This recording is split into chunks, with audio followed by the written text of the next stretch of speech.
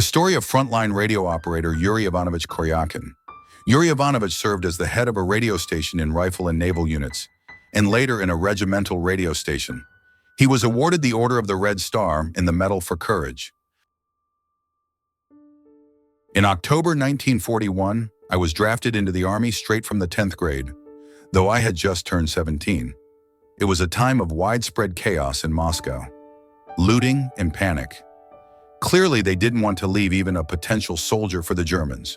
For about a week, I marched on foot as part of a unit formed at the military enlistment office, heading to Zorino in the Gorky region. There, massive training camps were set up. We were housed in a half-underground barracks designed for hundreds of people. I was sent to a course for junior commanders. We dug trenches and prepared for war. They were training us to become squad leaders, which was almost a guaranteed death sentence. The camp was regularly visited by representatives from various units, selecting people based on their education level.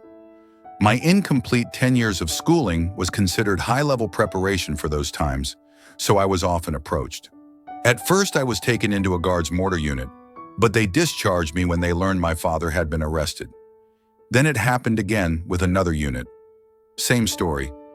I was honest and told the truth, though I should have lied. Only on the third try, when they were recruiting signalmen, did I decide to lie, saying my father was in evacuation. In February 1942, I ended up on the front lines after completing the Gorky Radio Operator School. That's how I found myself in the Arctic, with the 77th Separate Naval Rifle Brigade on the Kandalaksha front. Our unit was made up of sailors, tough men whose speech consisted of one normal Russian word for every 5 curse words. For me, it was astonishing to hear such natural, abundant profanity. They always wore their collars unbuttoned to show off their striped undershirts, and their arms were covered with patriotic tattoos, a profile of Stalin or a sailor's cap. We faced not Finns, but Germans from the SS Nord Division, strong, well-dressed, highly trained soldiers. In the summer of 1941, they had advanced far, but were stopped 70 kilometers from Kandalaksha. From the fall of 1941 to the summer of 1944, there was hardly any active combat on our sector. The front line remained stable for 2.5 years. We hacked at the frozen ground with pickaxes, dug trenches, while lakes and swamps secured the flanks of the front. That's how my war began. Winter gave the war here a special character. As soon as the lakes and swamps froze, search and sabotage operations behind enemy lines began. Groups of 2 or 3 platoons, 60 to 90 men, would set out on skis into the German rear. I always carried a radio station.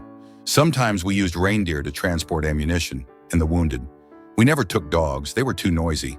We ventured far, sometimes almost to Rovaniemi, 200 kilometers or more. We went on these raids during special times when the Germans seemed less likely to fight, like New Year's. I spent New Year's 1943 and 1944 behind enemy lines. We'd set out on December 20th to be deep in their rear by Christmas.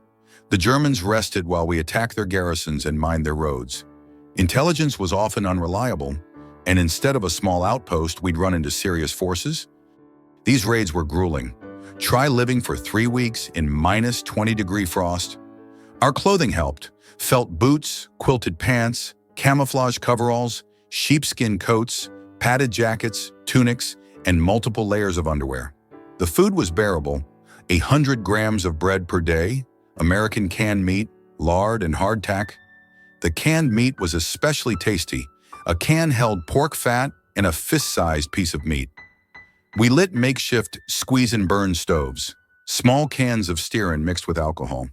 But more often, we drank the alcohol instead of burning it.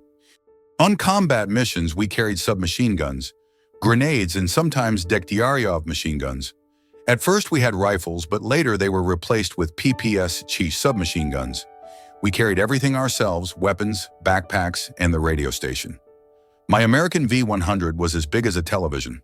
It worked on a battery for receiving, but for transmitting, it needed a soldier motor, a pedal generator on a tripod that we cranked by hand. It had a longer range than our stations, so we took it on raids. We rarely went on air, fearing triangulation. A radio operator's life was unique. We were always slightly apart, in dugouts, pits, or craters. The brass avoided us because of the risk of shelling, but they couldn't do without us either. Messages came in encrypted columns of numbers, so I never knew their contents. It was during these Arctic raids that I realized war wasn't just about fighting. It was about cold, endless fear and a constant sense of exhaustion, facing the unknown every day. The winter of 1943 to 1944 was the toughest for me. We took part in a bloody operation, losing nearly half of our 80 to 90 men. For every survivor, there was a wounded or dead comrade. That winter, an incident stuck with me forever. Two brothers served in our unit. In a nighttime battle, one rushed into a bunker, and the other, not seeing him, threw a grenade inside. One brother killed the other. The survivor wanted to shoot himself out of grief. There was Stalin's order not to leave the wounded or dead behind. We dragged them on sleds, plywood boats with ropes. I carried a wounded sailor, placing my backpack at his feet, pulling him dozens of kilometers over hills and slopes. He had a chest wound. I bandaged him, but the blood kept flowing. At times, he regained consciousness and begged me to shoot him. I got him to our lines, but he died almost immediately after we arrived. Another mishap happened then. We needed to contact headquarters, but my partner mixed up the battery contacts, sending 80 volts where only 2.5 were needed. The tubes burned out. We could still transmit, but couldn't receive. The commander screamed that he'd shoot us. He didn't, but we got no awards. Later, we stopped a bread truck, and they nearly court-martialed us for it. The matter was hushed up, but again, no awards. I was unlucky. In 1945, I saved a drowning platoon commander at a river crossing. That should have earned a medal, but again, nothing came of it. Still, I did receive something, the Order of the Red Star and the Medal for Courage. But compared to what I went through, the awards were few. Every time I felt my life could end at any moment. A battle, a mistake, a random chance, and that's it. All I could do was keep going, lugging the radio, listening to the airwaves, and waiting to be called. We rarely took prisoners. They were too much trouble. The command preferred capturing officers since soldiers were of little use. Sometimes German prisoners skied with us and helped carry the wounded. Their skis were better than ours. We had soft strap bindings and felt boots, while they had proper boots with curved toes that fit into brackets. Later, aero sleds or dog sleds would come to pick up the prisoners and wounded, leaving us utterly exhausted. The fatigue was monstrous, but I knew I was lucky. I was still alive, though I could have died dozens of times. In the summer, combat almost stopped. We sat on a hill where the radio station was set up, about 300 meters from the front line, among a few trees. We even sunbathed there. I remember a Focke-Wulf plane swooping low, 10 to 15 meters above us, shooting and chasing us as we, naked and unarmed, scrambled across the clearing. The pilot laughed but missed. The fear was overwhelming. When the front was static, they kept us busy. We gathered berries for hospitals, cloudberries, cranberries, blueberries, currants. Everyone had to turn in a potful daily. We built dugouts, set up a sawmill, even a club for 200 people. Actors performed there, movies were shown, and sports competitions were held. Sometimes a mobile shop came, selling tooth powder, envelopes, and cologne. There were romances too. The prettiest and most educated girls were chosen as signal women or postal censors. Soldier life found solace in them. And then there were the fires. Both sides dropped incendiary bombs, and the forest burned constantly. That's how the months passed, between boredom, danger, and rare moments when we felt almost human. In 1944, serious preparations for an offensive began.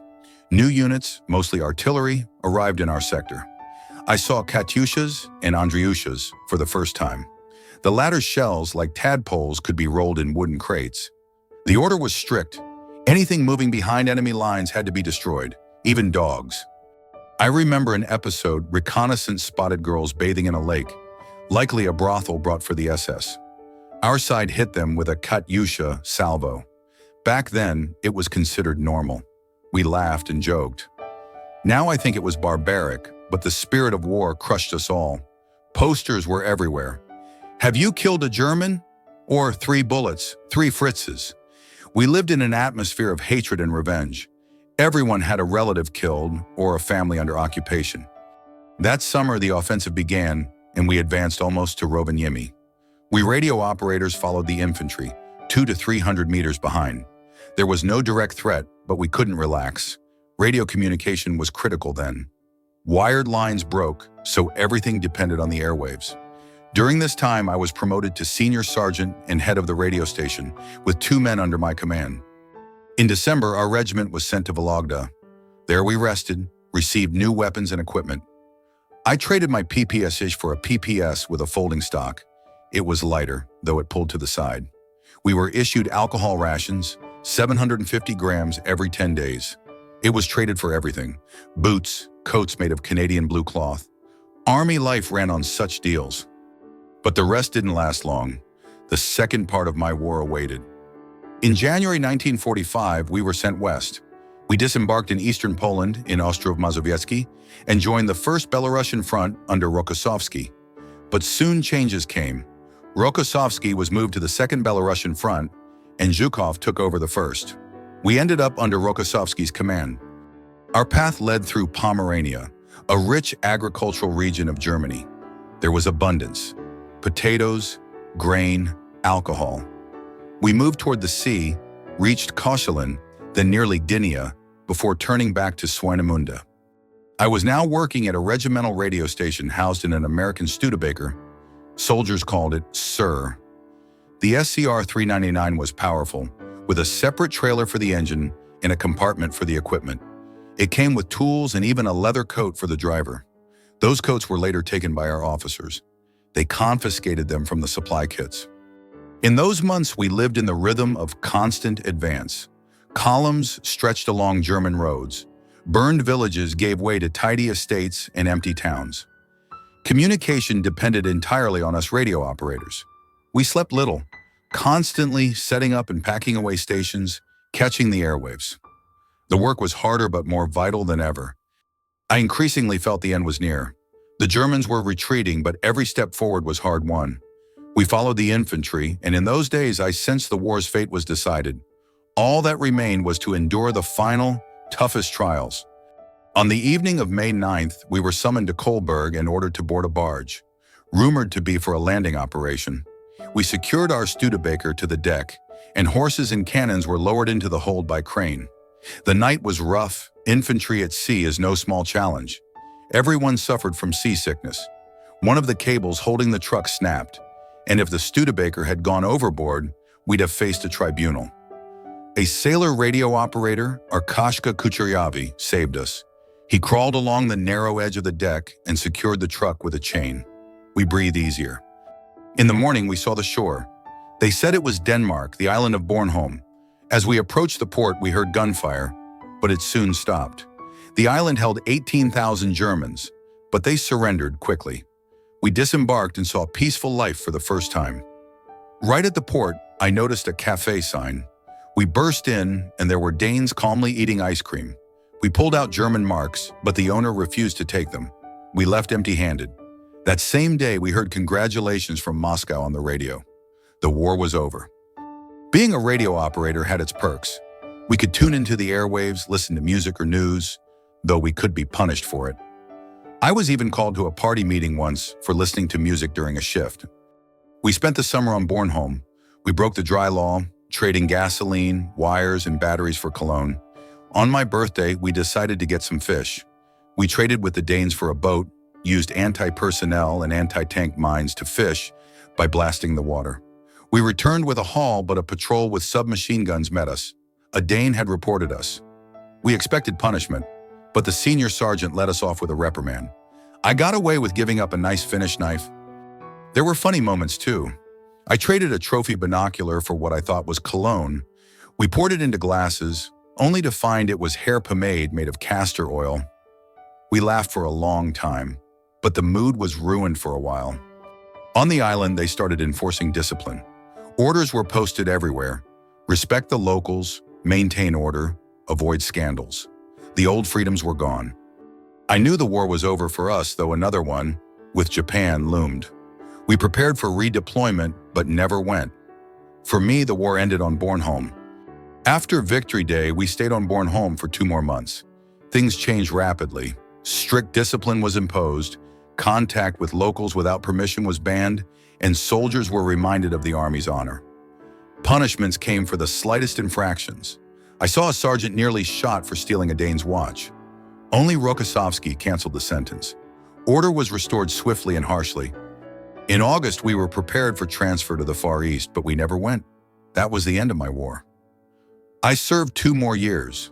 Later, fate brought me to Mephi, and no one mentioned that my father was an enemy of the people. I joined the party and lived on, as if that stain on my biography had never existed. Sometimes I think about how many times I could have died. On the front, death breathed down my neck every day, but some invisible force seemed to guide me. I went through the war from Kandalaksha to Bornholm, hauling radios, seeing blood, dirt, and exhaustion. But I came back alive. That's the greatest gift I received in my life, to stay alive where it was so easy to vanish forever.